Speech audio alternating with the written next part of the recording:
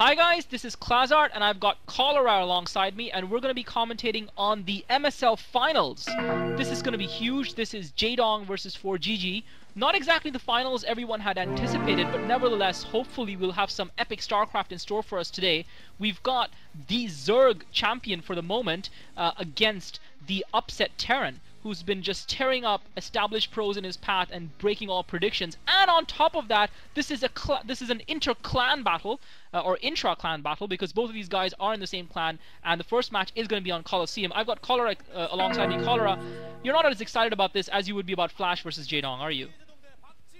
No, I have to say I am not as excited as I would be about Flash versus Jaedong. However, I have to say I'm going to be excited about Lee Jaedong. In my views, tearing a new one from ForGG. I think he's going to end this this spoilers reign of just terror over established players. I mean, Jaedong is not Flash. I think Flash is in a little bit of a slump. I'd say that ForGG won the series against Flash mainly because he studied Flash's game very, very well and came up with very good counters against Flash's fast expanding builds. But I'm not sure how he's going to be able to do against Jaedong, who is very unpredictable and who's just torn every single player apart on his way up. And I believe he's had a tougher road up, to be honest, passing through Hwasin especially. How do you think, what are your predictions about the series? And my official predictions are 3-1 Jaedong. I think he's going to lose on Tiamat, which is pretty Terran favored, but I predict he's going to win on Colosseum and Nethel, and then Athena in Game 4. See, here's the thing. I think Colosseum is the wild factor here because it's being played twice, and it does favor Terrans, although Jaedong is someone who's able to exploit it quite well as well. I had this in my predictions. I had it down as 3-2 win for Jaedong, just barely edging it. But I think it's going to be close either way. It looks like we're almost about to get started up. Looks like the countdown's about to start very soon. Here we go. 5, 4, 3, 2, 1, 0. All right. So we're starting up. This is the finals. This is game 1. This is on Colosseum. Looks like cross-map position starting up. We've got ForGG at the top right-hand corner of the map at the 1 o'clock position, and Jaedong at the bottom left-hand corner of the map in the 7 o'clock position. I have to say, I'm a little bit annoyed at ForGG because he's taken the chocolate out of my hot Texas chocolate fudge pudding with chocolate ice cream and chocolate sauce, and ForGG has taken the chocolate out of that for me. That would have been Jaedong versus Flash, although maybe we might get to see it in the GOM TV Intel Classic, who knows.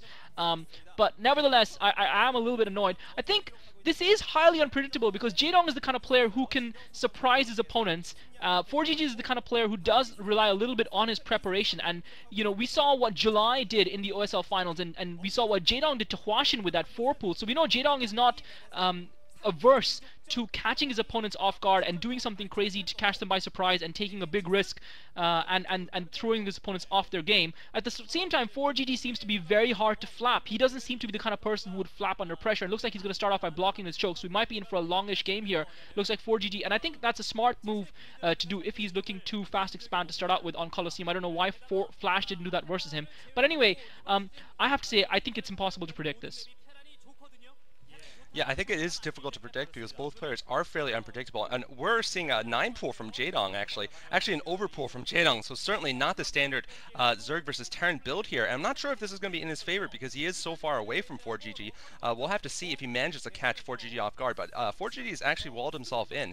Overall, I think ForGG is the one who has to show himself to be a little more creative in this series actually, because Jaedong has just shown himself to be such a dominant player in the late games, and also in the early games, but and Jaedong's so hard to rush also. But ForGG, I think, needs to do something different. Perhaps we'll see some sort of different build here on Colosseum. We actually have seen some Terran players go mechanized against Zerg players on Colosseum because of the easy access to 2 gas. So we'll see if ForGG decides to do something like that with this wall. And of course, you could just go in and go for a fast expand here off of 1 barracks that, of course, is a standard Terran versus Zerg player. Just going over statistics a little bit, Lee Jaedong in his lifetime statistics is 63% Zerg versus Terran. Park Ju-soo, or ForGG, is 65% Zerg versus on. Wow. Oh my goodness! Jaedong is planting a creep colony right in front of ForGG's base. So never mind, Jaedong is not playing a standard game. He's got Zerglings on the way. Oh my goodness, I don't know what ForGG can do about this. Looks like he's putting a bunker on his ramp here. He's got a lot of SCVs coming up, and this is absolutely out in the ordinary, and it's brilliant for Jaedong to come up with this this interesting use of the neutral creep here.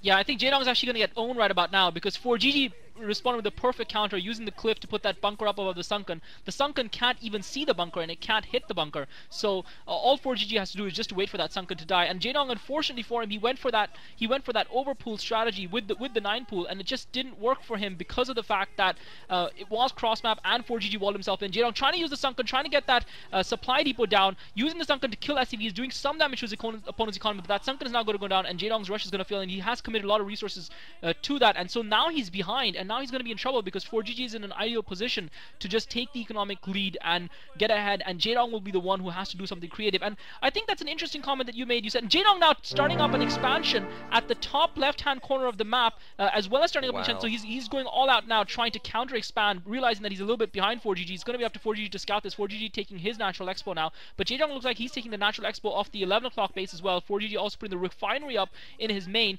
But yeah, Jaedong, you made an interesting point that ForGG was the one who needed to be creative because Jaedong is so hard to rush, because he's such a good player. Yet Jaedong was the one who decided to take the risk with that overpool. And while that worked for July, that was the exact strategy that July used on this map. And you could see Jaedong was desperate to get that early scout in, and that's why he was sending those drones out. But unfortunately for him, this is the risk when you go for such sort of builds. The problem is that if your opponent ends up cross map, or if the opponent walls in, you're in trouble. And Jaedong is now behind in the first game, and it's basically up to ForGG to lose this.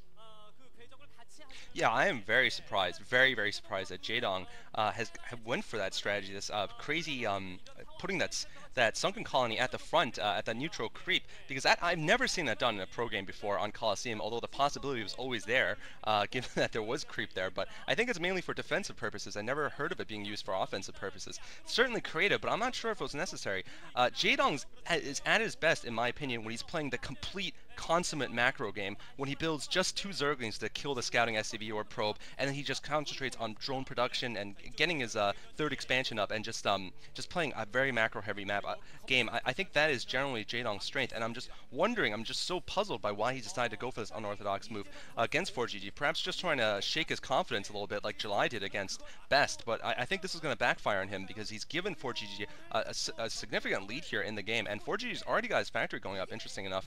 He's getting his 2nd gas. I haven't seen a 2nd barracks yet for ForGG. Could he be going for a mech build, Klazart?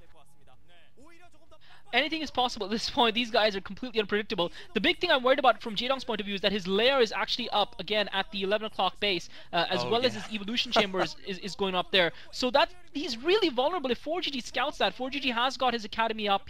And that's the strange thing, that ForGG has got his academy up for the scan. I guess he really doesn't want to get caught off guard, because he realizes that Jaedong, because he's now behind, because of the fact that he got those early Zerglings, even though ForGG didn't really get a proper scout off, ForGG has an idea that Jaedong now is going to be forced to do something unorthodox, and that's why ForGG, I think, has gotten that academy up ASAP to get the comsat so that he can scan his opponent and scout, because he obviously could not send SCVs out, and he's only got, it does look like he only has the 1 Rax, and he's just producing a small group of Marines and medics from it, I guess more for defense than anything else. But yeah, Jaedong with that offensive Sunken, I'm not sure what he was thinking of. I think it was almost an instinctive overreaction, that he just didn't know what to do. He thought, okay, I need to do something to break this down, or I'm going to be behind in this game. And he was right in thinking he would be behind, but I think that sort of a strategy is something that would work against a noob. It wouldn't really work against an experienced pro player, and ForGG reacted perfectly with that bunker over the cliff. It was the perfect counter to think of.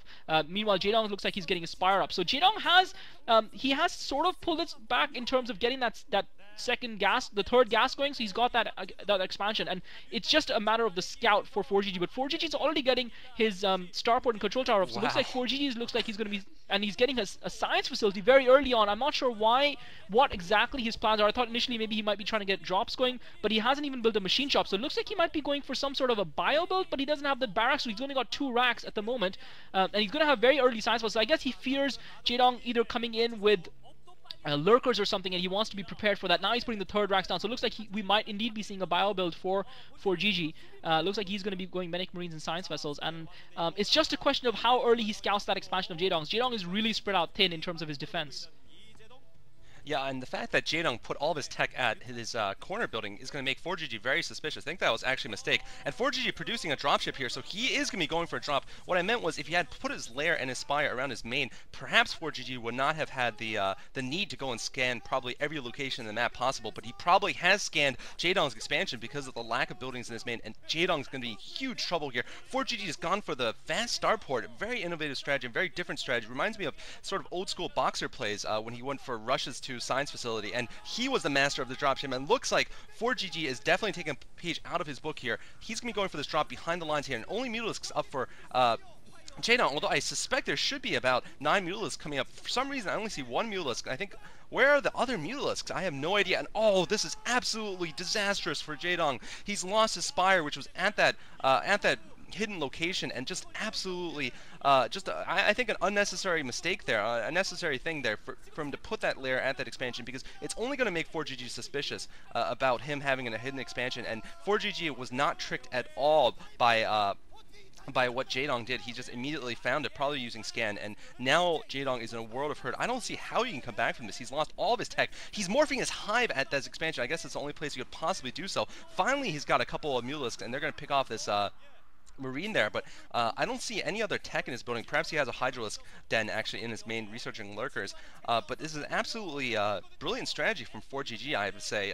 Definitely playing non-standard here, going for the science vessel rush here, the starport rush, I guess. And now he has at least 1 science vessel around now. So I have to say, Jaedong has to pull something miraculous to come back in this game and win. Yeah, Jaedong a little bit late on the Mutalisk. I guess he had the 1 Mutalisk house. He was using his resources elsewhere. He'd already used his larvae up, and therefore hadn't started Mutalisk up with his other larvae. And unfortunately, he lost his Spire, and that's going to cost him big time. Now drop again coming in, this time on his main. And Jaedong is spread pretty thin. He does have a group of Mutalisks. Looks like he might actually be anticipating this, and he might actually be able to intercept that dropship. And this would be huge for Jaedong. It would give him a little bit more time in this game. He's actually going to take that dropship down. Jaedong with great anticipation. That dropship is going to get taken out before it can drop everything, and that's going to help Jaedong a huge way. You actually said, funnily enough, you actually said exactly what you actually said exactly what I was thinking at that point in time, funnily enough, when with regards to Jaedong's placement of that layer. I don't see what possible benefit he could have gained by putting that layer up at the 11 o'clock position, because ForGG was bound to get some sort of scout off in his main, and normally when you scan an opponent's main, you don't see the layer there. You want to know what their tech is, you're going to scan the Natural Expo. You don't see in the Natural Expo, you're going to assume that they're going to have something somewhere, just from the sheer number of buildings they have in his main. The pros are too good just to think, oh, he's still only got 2 hatcheries. So I think obviously the 2 comsats enabled ForGG to get that scan off, and yeah, it was a little bit naive of Jaedong, and also the difficulty of defending his tech. I mean, if he had no tech there, if his tech was available to ForGG, ForGG would have been less likely to have spotted that base, and Jaedong would have been able to mine from it without probably being attacked for some time. Now he's going to worry about defending on multiple fronts, and that's going to make it very difficult for him. He has managed to get his layer up. He's got his Defiler den up and running, and he's now doing some decent harass on ForGG. But ForGG has built a decent force up. He's not had any harass done on his base thus far. He hasn't had his economy damaged at all by Jaedong. Jaedong's got loads and loads of Sunkens, but it is still vulnerable to drops, and that's the tech that ForGG has gone for. And unfortunately for Jaedong, ForGG has done everything right in this game in terms of countering his strategy, and Jaedong's done everything wrong.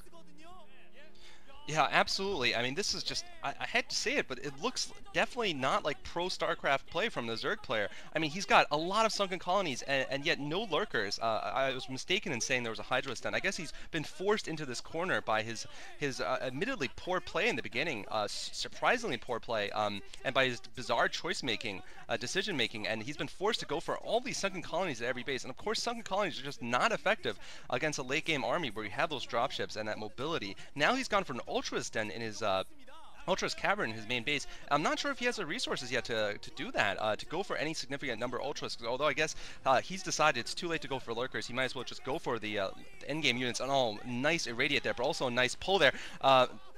Jaedong managing to pull that Mutalisk that was being irradiated, but also losing the Scourge while trying to take down that Science Vessel.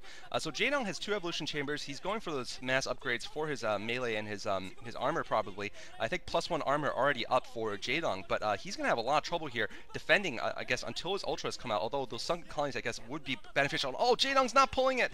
Although there was only 1 of the Mutalisks, so I guess it wasn't too bad of a mistake there, but a large force of science vessels and medic marine for ForGG, and Jaedong is going to be facing a lot of heat at the upper left before he's gotten his Ultralisks out yet, and I think this is going to be very, very bad for him if he loses that those sunken colonies blocking there.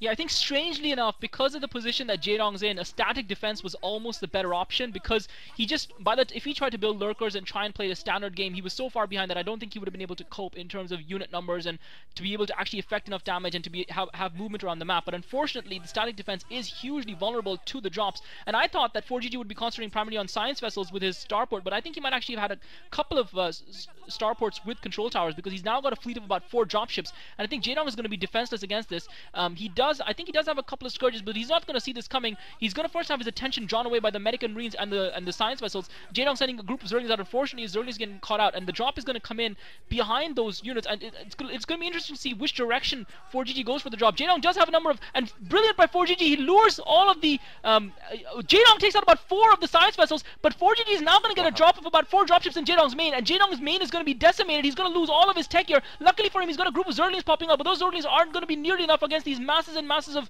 medic and marines coming from 4 dropships. This is a massive drop by ForGG. Jaedong's managed to pull a Defiler back, though it's gotten irradiated. He's just managed to get the Defiler swarm up. He has Zerglings there, but ForGG is just going to be able to move around that swarm and attack those Zerglings. Jaedong doesn't have nearly enough to defend. He's already lost a building that was morphing. Now he's going to lose 2 evolution chambers. He's possibly going to lose his Queen's Nest as well. The Queen's Nest is not an issue, but really this base is hugely vulnerable, and Jaedong seems to be defending reasonably okay. ForGG hasn't moved all of his medic and marines out from under that Defiler swarm, but now he's bringing in more units with his 4 dropships, and again, for some reason, he's staying within the range of that swarm. There's other places where he can drop it, but Jaedong's losing his tech bit by bit here, and he just doesn't have the number of Zerglings he needs to really do anything effective against ForGG. ForGG now finally moving out of the swarm, and Jaedong's having to send Zerglings out almost from the top of his base all the way down south. He's got Ultralisk finally popping, but crucially for him, he would have been researching something in those evolution chambers, and his research is going to get slowed down. He is 1-2 upgraded, and actually he's level on upgrades with ForGG, because ForGG is 1-2 as well, and now Jaedong's got the Zerglings and the Ultralisk, so he's going to be able to clear this out without losing too much tech, but it still hurt Jaedong, no doubt. I've got to say, both players actually taking the blow. ForGG drawing Jaedong's forces out with the science vessels, but critically, Jaedong at least didn't waste those scourges. He managed to take out about 4 or 5 science vessels, leaving ForGG with only the 1, but those science vessels aren't that critical for... I suppose they will be critical against those Ultralisks, but now ForGG's got his but he's still got his massive dropship fleet, and now that's going to focus his attack, and he's going to be able to now attack the top base at the 11 o'clock position. Jaedong's going to struggle to defend this. A huge amount of Scourge, but coming just too late for Jaedong, and now the Marines have landed. I'm amazed how many Ultralisks, by the way, ForGG managed to take out with just a handful of Medic Marines. I think because just the building positions and good Medic Marine micro, he managed to just take down 4 or 5 Ultralisks, I think, without losing that, well, finally losing his Medic Marines, but just very heroic Marines there, managing to take so many out. And now Jaedong is struggling once again to hold this base at the upper right. Looks like he'll be able to take down this force with just Zerglings here. It seemed that the medics were probably lost in the dropships that got Scourges, and now the Ultralisks are out. So I won't say Jaedong's out of this game yet, actually. He's made a good recovery, and so far ForGG's dropship play has actually turned out not to be successful. When I saw those 4 dropships going towards his base, I thought this was game for Jaedong, but Jaedong managed to pull it off with some excellent swarm. He has been fighting from behind the entire time, though, although if he can manage to contain ForGG, just shut down the dropship count, which I think he's actually done. He's definitely lowered the dropship count by now. I think he could actually pull a victory out of this, because he's expanded around the map. I think he's at 5 bases total right now, 2 ForGG's 3, and ForGG doesn't look like he's about to get any new expansions. An attack might be coming in here, although it looks like just 1 Ultra getting irradiated before Jaedong pulls out. ForGG does have tanks though, and those are going to be very strong against the Ultralisks. So Jaedong needs to be very careful about how he commits with the Ultras, because now he's the one with the capital units. He's the one who needs to save those Ultralisks, and without them, he will certainly lose the game very quickly if he loses a large number of them. And I do have to say, one other factor I think might be playing into this is the fact that they are both on Lecaf Oz. As you said, this is an intra-clan, intra-team, internecine warfare here, a civil war between these 2 players. So both of these players have probably known each other's playbooks. I mean, I know they practice separately when they're facing each other in the finals. That's generally team rules, but they definitely know each other's their playbooks. So perhaps both are trying to do something unorthodox this game, and hence we've ended up with this very exciting but strange game. Jaedong going for the offensive sunken, and ForGG going for the fast starport with dropships. Just a very interesting game. Of course, Colosseum definitely has something to do with it also. And in every civil war, really, I find them to be, in history, civil wars are the wars that are fought most intensely, and this is definitely going down towards that path right now. Yeah, Jaedong is in a little bit of trouble here because critically he lost his Defiler's Den in that drop. That was the key building that he lost in that drop from ForGG.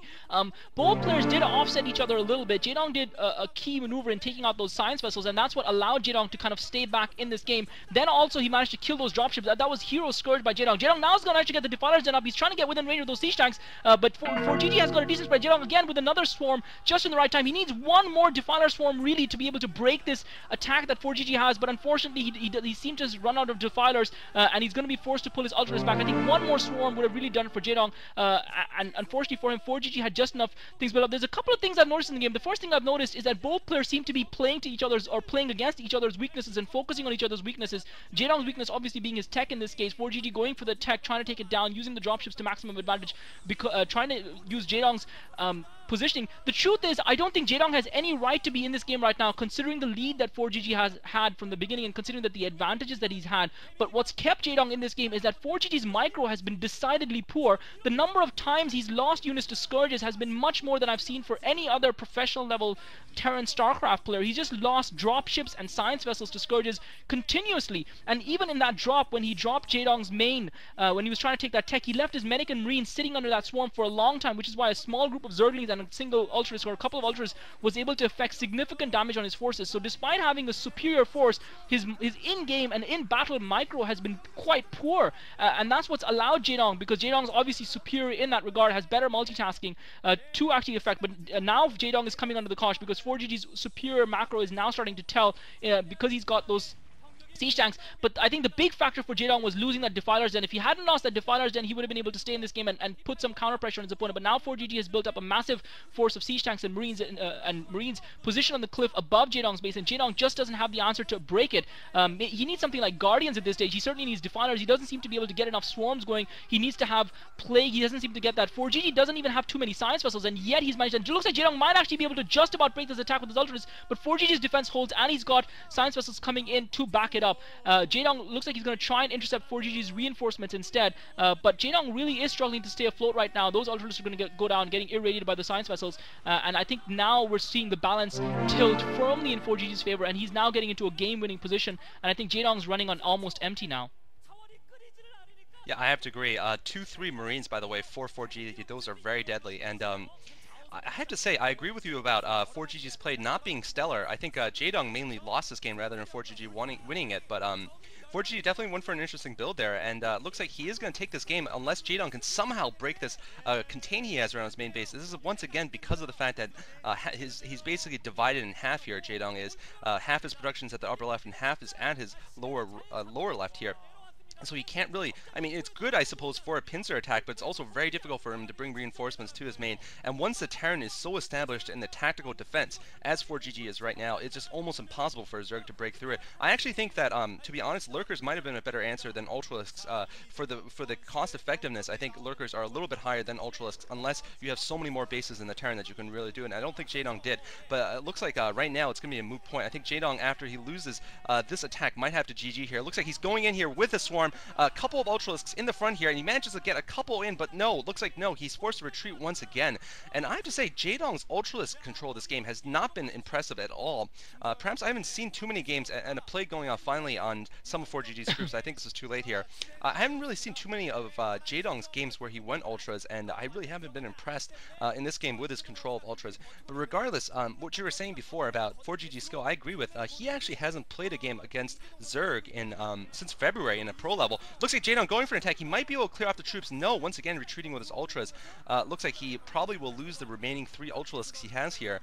He manages to pick off the tanks on his second expansion, but I don't think he's going to be able to crack this defense. ForGG really, he's in his history, although he is 65%, he's lost against players like GG Play and Luxury several times. He's won against Yarnak and Quanro, but really a mixed record for ForGG, and really I don't feel his Terran vs Zerg was this strong in this game. I think Jaedong still could recover in game 2 and come back quite easily. I do think that the beginning was really what cost Jaedong this game, and really he shouldn't have even been here at this point. Yeah, that's the unfortunate nature of Pro StarCraft. Jaedong once again trying his best to hold his defense, but now he's lost the gas at his expansion at the Natural Expo off the 11 o'clock base, and unfortunately for him, he's not able to mine there either. He's continued to fight back. I mean, surprisingly enough, he managed to clear that defense, but only because ForGG has shifted his focus to that expansion after having done significant damage to Jaedong's main. ForGG continuing to pump out those dropships and affect those drops. Jaedong unfortunately seems to have run out of Scourges, and now ForGG has rebuilt his massive science vessel fleet, and he's also got a fleet of dropships, and I think that's probably what's going to end the game for Jaedong. Jaedong now trying to go in and clear out those medic and marines, and Jaedong has really been playing a rearguard defensive action, while ForGG has been able to have zero pressure on his own base and allowed his economy to become superior to Jaedong. Jaedong now once again bringing the Scourges. ForGG has seen those Scourges, but he's actually going to lose a couple of science vessels at least to them. He's actually, this time, it's only late in the game that he's actually started moving those science vessels to those medic and marines, but I think that's because he has less pressure on him right now, because Jaedong is very much on the back foot, whereas before, when it was more of an even contest, then he was really losing a lot of dropships and science vessels, and that's essentially what allowed Jaedong to stay in the game as long as he did.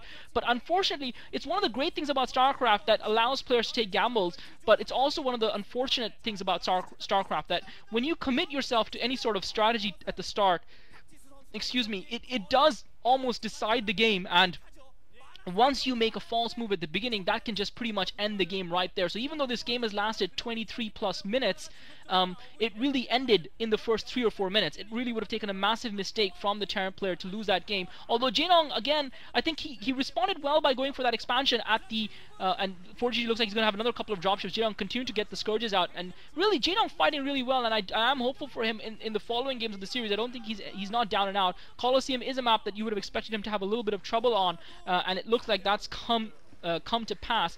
He did go for a little bit of risky build, yet we saw July win with the exact same build. Maybe if the starting positions had been different, it would have been a different game, although ForGG did wall off his choke very early on, so I don't think Jaedong would have managed to break through even if he had scouted correctly. But obviously that little bit of time difference did make all the difference at the end of the day. ForGG now, Jaedong managed to get a plague off on those sciences, but ForGG now coming in for the kill. But yeah, it is unfortunate. It is partly the nature of StarCraft. Jaedong's starting build was countered perfectly by ForGG's starting build, and really ForGG's starting build was quite clever, because he was first of all walling himself in, so he was guarding himself against any sort of rush by his opponent, any sort of cheese strategy by his opponent. He's seen Jaedong do a 4-pull against Hwasin, and he studied that, and looks like ForGG is now just coming to close off the game in Jaedong's main, and Jaedong has nothing left there to defend it really.